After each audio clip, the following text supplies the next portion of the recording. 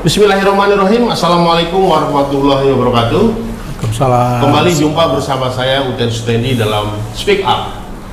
Nah, hari ini kita bertemu dengan beberapa tokoh ini. Ada Pak Alex, siang kan? Pak Alex Prabu ya, dari Dewan DPRD Kota Tangerang Selatan. Juga di sebelah kanan saya ada Pak Hamka, yang ganteng ini.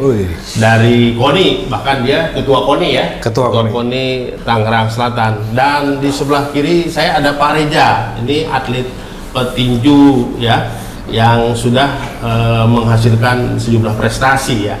Nah, kenapa kita kumpul hari ini di sini? Ini berawal dari Pak Alex ya, berita yang diangkat oleh Pak Alex di beberapa media online. Digambarkan beliau menangis terseduh-seduh, nggak tahu nih nangisnya nangis beneran apa nangis air mata buaya, nanti kita tanya gitu. Ketika melihat rumah seorang atlet petinju yang beberapa kali meraih prestasi di daerah maupun nasional ya, yang menurut Pak Alex itu sangat tidak layak rumah itu untuk seorang atlet yang menyumbangkan sejumlah medali kepada Tangerang Selatan dan kepada masyarakat kita ini.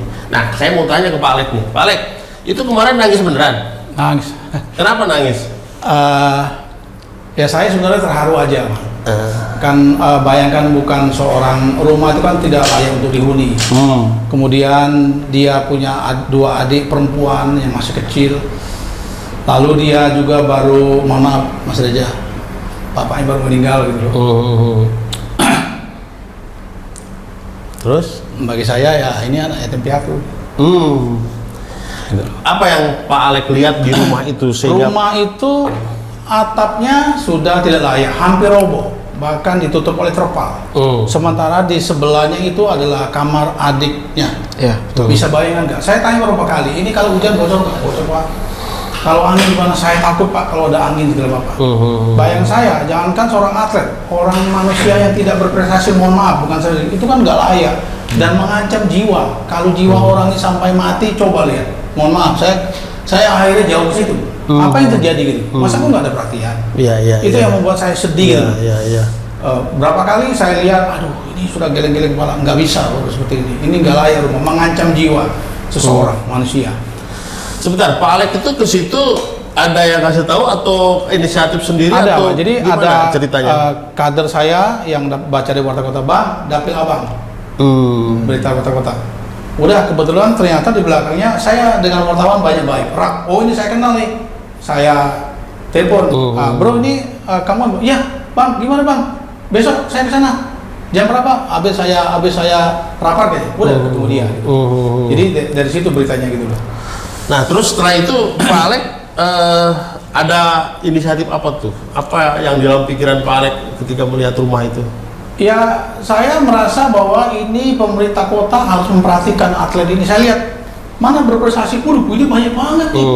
Berprestasi kalau wah ini apa saja sih prestasinya gitu. Pak Reja itu? Ada Kejurnas, Kejurda, Popda, Popnas. Kejurnas juga ada? Kejurnas ada, PPLP dan umum. Itu atas nama Tangsel dulu, mewakili? Kalau yang Kejurnas bawa Banten. Bawa Banten. Kalau kayak Popda, Kejurda itu bawa Tangsel. Tangsel ya, gitu. Nah gitu Pak Hamka. Jadi ini ada sebuah masalah yang mungkin perlu direspon oleh pemerintah. Tapi sebelum Pak Hamka, saya mau cerita dulu mau ke Pak Reja dulu nih. Pak Reja, sekarang Pak Reja itu kerjanya apa? Saya sekarang mengajar Pak. Di mana? Di SMP Abdi Siswa Bintaro. Oh, ngajar apa itu? Guru olahraga. Masih aktif bertinju? Kalau untuk aktif tinju tanding itu udah nggak aktif dari 2018. Tapi kalau latihan ya sedikit-sedikit masih suka latihan, mengisi waktu luang aja. Gitu Pak. Nah, tinggal di rumah itu rumah sendiri apa rumah? Itu rumah orang tua. Rumah orang tua. Jadi selama Pak Reja berprestasi di dunia atlet ini belum bisa beli rumah? Belum Pak. Belum. Iya. Dari Pemda nggak ada atau dari pihak investor atau personal elit pejabat yang coba membantu? Belum ada sih Pak.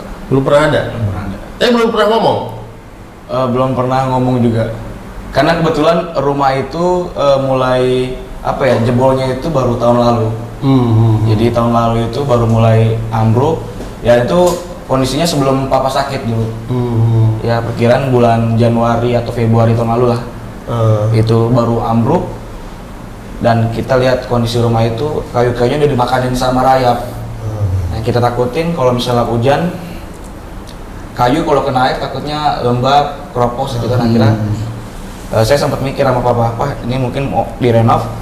Kalau renov harus direnov semua kalau kata papa gitu kan. Karena renov semua berarti kan otomatis kayak pasti biaya gede juga kan. Akhirnya saya sama papa saya punya inisiatif buat nutupin bagian yang jebolnya itu pakai terpal. Jadi kita beli terpal ukuran gede, kita tutupin, diikat. Cuman terpal sejalan waktu kan pasti tepo dia.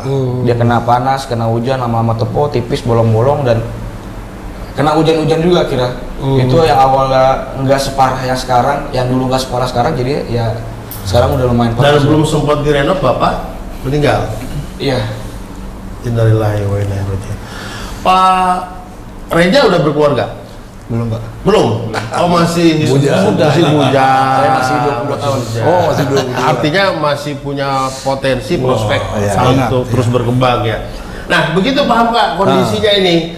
Ini kan memprihatinkan ya. Kalau ada seorang warga apalagi dia punya prestasi dan menyumbangkan nama baik Tangsel dengan reputasinya sebagai petinju. Kalau pihak Tangsel atau KONI dalam hal ini nggak memperhatikan kan kita sangat menyayangkan. Gitu. Ya. Mau paham kan gimana sih? Oke, kalau di case-nya Mas Reza ini ya, Mas Reza ini lepas dari kondisi beliau. Jadi kalau di KONI ini kan memang kita untuk mengarah sampai kesejahteraan para mantan atlet lah katakannya. Apalagi Mas Reza ini dulu di Popda ini ya. Tidak sampai ke Porprov ya waktu itu ya. Belum sempat di Porprov. Artinya memang kalau Popda itu kan ranahnya tidak di KONI tapi ada di dinas katanya. Sehingga lepas dari itu bahwa sisi kemanusiaan, kalau ini concern masalah mantan atlet itu memang menjadi sebuah problem sendiri. Bukan hanya di Tangsel ya? Bukan hanya di Tangsel, tapi juga nasional. Artinya memang ini suatu hal yang membuat kita di KONI juga belajar. Kami baru sampai langkahnya ini Bang, kita baru memprotek para atlet dan para pelatih ya. Itu hanya sebatas menjamin pada saat mereka mengikuti kegiatan latihan sampai kegiatan pertandingan. Artinya kita memproteksi mereka dalam BPJS misalnya. Itu kita semua sekarang atlet selama 1 tahun kita cover. Kemudian kalau tahun berikutnya nanti kita sama, karena kan atlet itu ada yang terdaftar di kita, mungkin next dia sudah bukan masuk di klasifikasi kita kan gitu ya. Jadi kalau di Mas Reza ini memang problem yang menjadi kami di KONI menjadi sebuah case yang harus menjadi pembelajaran bahwa memang atlet-atlet ini harus punya bekal yang memang harus betul-betul. Untung Mas Reza masih bisa mengajar karena kuliah dulu di UNJ ya Mas ya. Iya betul. Jadi memang kita sekarang mendorong teman-teman anak-anak atlet kita itu sampai harus after lu jadi atlet lu harus jadi apa? Kan gitu. Kalau yang sekarang kami mengarahkan mungkin sekolah kedinasan misalnya. Jadi kita sekarang membimbing beberapa anak-anak kita yang sedang merintis masuk ke sekolah kedinasan. Artinya kita berikan inilah wadah lah. Yuk yang mau sekolah kedinasan kita rekomendasi, kita berikan penyuluhan dan lain-lain. Jadi memang kalau di kasus sama Mas Reza tentu buat kami ini baru. Dan baru kali ini Pak Hamka mendengar atau mendapat laporan seperti ini. Iya, terus terang kita juga baru tahu ya. Dan walaupun sebenarnya kalau kondisi-kondisi teman-teman mantan atlet yang ada di Tangsel, rata-rata mereka menjadi pelatih kan. Karirnya itu biasanya stepnya begitu mereka. Mereka setelah tidak menjadi atlet aktif, mereka beralih menjadi asisten pelatih dulu, kemudian menjadi pelatih. Nah kalau di program itu kami punya, kami punya artinya para teman-teman atlet yang mau jadi pelatih nanti kita akan. Dan itu sudah berjalan? Di tahun anggaran ini kita anggarkan. Jadi nunggu anggaran dulu. Ya, pastilah bang, kita ini organisasi yang menunggu anggaran, walaupun kita mencoba berapa peluang CSR untuk bisa kita. Oke. Berarti ke depan harus juga dianggarkan lebih baik lagi Betul, untuk betul. Ini case-nya Mas Reza menjadi pelajaran berarti. Pak Reza, Anda merasa teralienasi dalam dunia atlet di Tangsel, atau maksud saya teralienasi itu tersisihkan atau kurang mendapat perhatian begitu? Enggak sih. Sebenarnya saya tuh dulu masih bisa untuk ikut tanding tinju. Cuman kebetulan dulu tuh ada amanat dari almarhum mama juga. Jadi saya kan tanding tinju dari SD, SMP, SMA itu masih amatir Pak. Masih pakai pelindung kepala. Karena tujuan saya dari dulu itu emang ikut tinju itu untuk prestasi, bukan profesi. Nah, mungkin dulu tuh ibu saya selama saya tanding tinju sempat khawatir. Makanya pas saya SMA, beliau tahu kalau nanti semakin saya bertambah usia, otomatis kan ibaratnya naik kelas kan. Itu pasti bukan amatir lagi. Dan pasti lepas kepala, lepas pelindung kepala maksudnya. Nah, pas saya lulus SMA masuk menjelang kuliah itu saya kalau misalnya tanding udah mulai belajar untuk lepas pelindung kepala. Jadi masuknya udah ke semi profesional. Nah, dari situ mama saya juga pesan, "Mas, kalau udah mulai lepas pelindung kepala kamu berhenti aja," gitu. Terakhir juara apa di tingkat kejurnas dengan posisi semi profesional? Masih amatir Pak. Masih amatir, masih pakai pelindung. Masih pelindung kepala. Itu juara apa? Juara kejurnas umum PPLP. Juara Pilih Banten. Wakil Banten. Juara berapa itu? Tahun. Enggak, juara Juara 1, juara 2 ya. Terus kejuaraan yang lain? Saya ada beberapa sih Pak. Jadi setahun itu, setiap tahun itu biasanya ada dua kali kejurnas. Kejurnas umum dan kejurnas PPLP. Ada juga kejurda. Yang pernah mewakili Banten dan kejuaraan apa dulu? Itu kalau Banten kejurnas umum, kejurnas PPLP Dan juara? juara. Juara keberapa? Ada yang juara 2, ada yang juara 3. Oke. Dan sejak itu belum ada kontak dengan pihak pemerintah daerah Kota Tangerang Selatan. Kontak bagaimana maksudnya? Artinya dari setelah Anda nggak juara lagi, nggak aktif ya gitu, belum ada kontak dengan, belum ada. Karena kalau udah di PPLP Banten, ini sebenarnya udah di sana nih bang, di pembinaannya di provinsi. Di provinsi ya? Oh, jadi bukan di Iya. Tangsel lagi gitu kan? Walaupun dia warga Tangsel ya. Iya. Dan Anda belum berhubungan dengan pihak KONI gitu setelah nggak aktif Belum lagi? sih, Pak. Belum ya.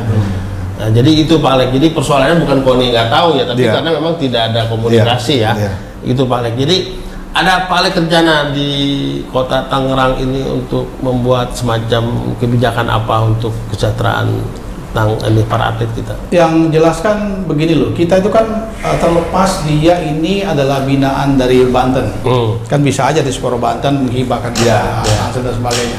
Jangan sampai itu lalu melepaskan kita dari tanggung jawab bagaimana atlet ini harus diperhatikan. Jangan sampai begitu mereka berprestasi dilulukan, setelah itu cuma dibuang-buang aja. Itu kan sangat tidak bagus, tidak elok ya. Gitu ya. Saya pernah di Komisi 2. Di Dispora antara lain. Memang anggaran mereka tuh menurut saya kecil gitu loh. Tapi kan kenapa tidak misalkan kepala dinasnya berjuang supaya dia juga bisa memperjuangkan atlet-atlet mereka. Ini bisa aja untuk Banten, bisa aja untuk Tangsel gitu. Misalkan nanti mereka ada Pemprov atau yang ke Jogja, mereka dianggarkan gitu berapa. Jadi jangan hanya biaya pelatihan apa, tapi setelah itu menghargai bentuknya apa. Andai pun itu misalnya dapat juara, dikurangkan bisa jadi silpa gitu. Nah ini kemungkinan tidak dianggarkan. KONI menurut saya tidak menyalahkan KONI. KONI kan anggaran juga terbatas. Mereka menganggarkan hibah. Gitu. Bisa aja sebenarnya mereka mencari sponsor dan sebagainya. Tapi sebagai tanggung jawab pemerintah, dia pernah bawa Tangsel, Banten. Jadi gubernur wali kota menurut saya ya harus juga. Pak Alek sudah ngomong ke wali kota? Saya sudah, setelah saya turun berita, saya forward berita saya kasih pilar. Terus? Lalu saya kasih kadis. Tanggapannya apa? Pilar tidak dibaca. Om Pilar tuh wakil wali kota ya? Kemungkinan tidak dibaca. Ya, kemungkinan nomornya beda atau apa? Sibuk, kali. Sibuk ya. Lalu dinas perumahan rakyat itu kan bisa bedah rumah. Tidak direspon juga. Saya telepon tidak diangkat. Ke Dispora saya juga kasih, semua nggak direspon. Sampai saya kesel mau nunggu apa sih? Nah, ke KONI nggak telepon? Saya atau dulu mereka? Ke KONI nggak telepon? Baru ketemu nih. Baru ketemu. Kalau telepon direspon kan? Oh ya. Telepon dong. Jadi kalau mungkin ya mungkin kita bisa kan gini, beliau dulu bertinju di bawah Pertina kan gitu ya. Kita kan kalau kita paling range kita itu sampai hanya ke cabur. Artinya ke cabur mungkin nanti kita bisa cross check sama pelatihnya mungkin Pak Narto atau ini ya. Lo mau Pak Narto kan ya? Iya, Pak. Nanti kita coba tanya ke beliau bagaimana. Ya paling batas kita sangat terbatas gitu ya. Karena memang ruang gerak ini tentunya ada dinas terkait yang masalah ini. Nah, gini, di berita itu diceritakan saking keselnya ini Pak Alek, dia akan mencari investor katanya. Iya, saya udah dapat orang Sudah dapat? sudah. Mau bangun rumah. Tapi saya masih menghargai Pemkot lah, dibangunlah dulu tanggung jawab apa. Tapi kan waktu 1 hari kemudian saya datang lagi ke rumah dia, membawa, kita kan di PSI Tangsel punya PPA, perlindungan perempuan dan anak. Mengapa anak? Saya mau lihat ada adiknya perempuan 2, gitu loh. Itu kan juga perlu yang bina. Iya. Tapi tidak ada. Lalu kami ketemu RW, ternyata katanya dinas Perkim sama beda rumahku sudah datang. Lalu sudah datang. Enggak, sudah datang betul. Waktu itu saya lagi pas ngajar Pak, jadi nggak ketemu sama saya. Tapi ada info. Ada Pak RW RW. Yang memberi info bahwa dari dinas Perkim. ngecek Ya, rumah datang. saya.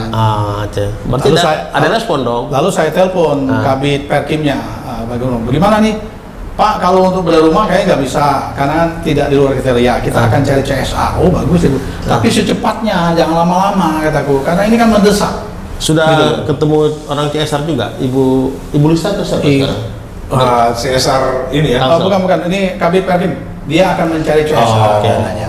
Oke. Jadi aku bilang sama teman-teman kita tunggu saja gitu loh. Kalau memang bayang saya itu ini kan mendesak untuk atap rumahnya loh mendesak. Karena yang bayang saya korban jiwa ini yang mengancam gitu. Kalau agak lama ya saya cariin, ada kok. Kita di DPP juga mulai bergerak gitu. Nah, Pak Hamka, ini kan bagaimanapun di depan kita ya kasus yang terjadi dan tugas kita sebagai orang KONI maupun orang pemerintahan kan tentu bukan hanya mengurus olahragawan, tetapi yang kita urus itu adalah manusia ya, yang berprofesi sebagai atlet. Nah, manusia itu punya kebutuhan mendasar itu. Nah, Pak Hamka punya pandangan ke depan bagaimana agar kasus-kasus seperti ini tidak terjadi di Tangsel, itu apa programnya? Ya, yang jelas gini, sebenarnya kalau untuk kasusnya Mas Reza, dengan beliau sudah kuliah dan sudah bekerja, sebenarnya sudah agak aman. Dalam tahap itu levelnya menurut saya aman. Karena kita sekarang mendorong untuk teman-teman itu punya bekal. Punya bekal, artinya kalau beliau sudah, ya dengan tanggung jawabnya dengan rumahnya memang cukup berat, tapi kalau buat yang sekarang yang ada dalam binaannya KONI, tentunya kita mencoba mereka untuk pelajaran yang Mas Reza ini juga bisa jadi inian juga buat mereka. Jadi bisa berkaca dari kejadian ini.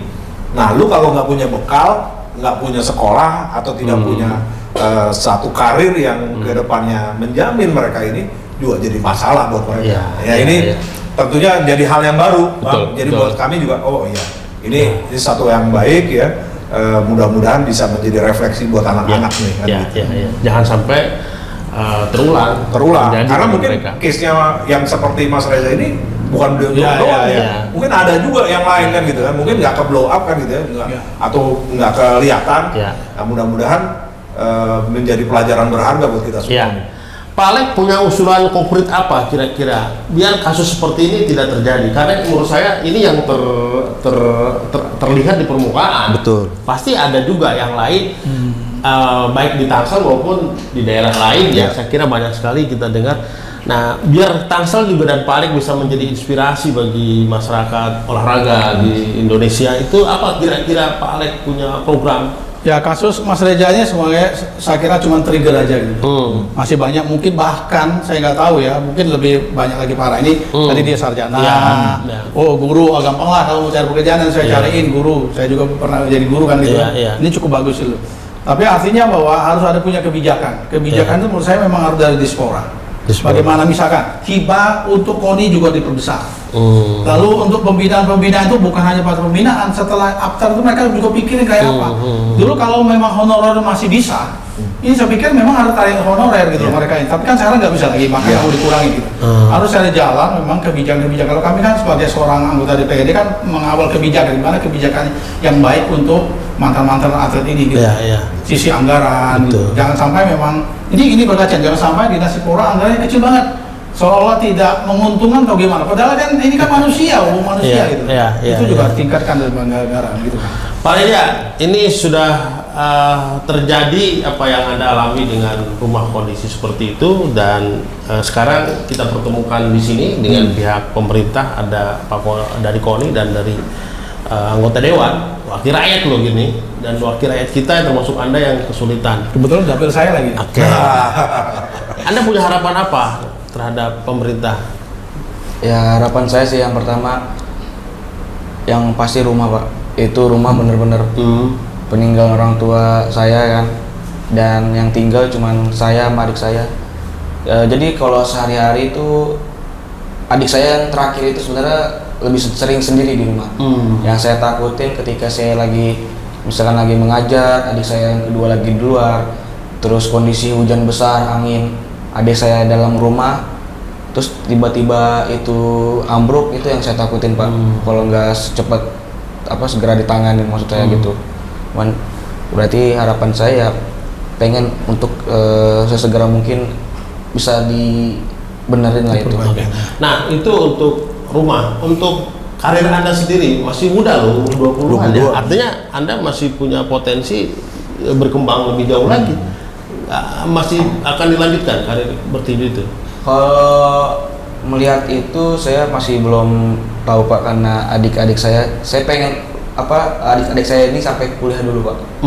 Jadi saya pengen fokusnya kerja ya, paling nanti sampingan sambil ngelatih supaya saya juga bisa ngasih bekal loh ke adik-adik saya. Hasil bertinju itu nggak bisa mencukupi, Masih belum profesional soalnya nih. amatir ya, gitu ya. Iya. Oke, sekarang kan ada Pak Koni nih ya, jadi ini potensial yang bagaimanapun dia pernah berprestasi dan sekarang berhenti, tapi usianya masih muda, artinya masih bisa dikembangkan kan? Gitu ya, Pak Hamka ya, gitu. Anda akan, kalau Pak Hamka ngajak lagi, Anda mau? Tergantung sih Pak. Tergantung apa? Maksudnya di sisi lain juga saya harus punya penghasilan untuk adik-adik saya ini, untuk kehidupan sehari-hari, biar sekolah dia, pendidikan dia gitu. Gitu Pak. Tapi rasa keinginan tuh, cinta itu masih kuat? Masih kuat Pak, cuman di satu sisi juga saya mikir kita ini selamanya nggak bisa jadi atlet. Tidak selamanya tidak bisa menjadi atlet. Makanya saya kuliah pun mengambil olahraga. Di luar negeri itu orang atlet itu adalah sebuah bahkan menjadi jaminan hidup loh. Kenapa Anda begitu semacam frustasi? Karena saya pengen punya bekal yang banyak sih Pak. Jadi bukan hanya fokus untuk jadi atlet gitu. Kayak sekarang kan saya bisa jadi atlet, bisa mengajar, bisa melatih, bisa. Itu Pak yang saya harapkan. Sebenarnya punya peluangnya di melatih. Jadi mungkin melatih itu kan sekarang banyak sasana-sasana nih. Apalagi sekarang trennya bahwa misalnya boxing ini punya camp di tempat gym tuh sekarang ada yang mungkin peluang buat Mas Reza untuk bisa menambah jajan tanda kutip atau menambah penghasilan. Mungkin di tempat-tempat itu juga. Walaupun yang saya tahu di Pertina Tangsel itu juga ada beberapa klub sih. Yang juga sekarang lagi mulai happening kan. Tinju ini sekarang lagi naik lagi sebenarnya. Ada opportunity buat beliau untuk bisa nambah sih sebenarnya. Baik, kalau begitu Pak Alek, Pak Hamka, Pak Reza, demikianlah obrolan yang cukup menarik ini, dan tentu ini menjadi pembelajaran bagi kita semua, terutama bagi Pak Hamka, Pak Alek juga, dan Pak Reza, untuk bagaimana membina olahraga itu bukan sekedar membina atlet, tetapi juga membina kehidupan manusia. Di mana manusia itu punya masa depan dan punya kebutuhan basic yang harus dipenuhi oleh siapapun yang selama ini mengambil atau mendapatkan kontribusi dari nama baik dan reputasi seorang atlet.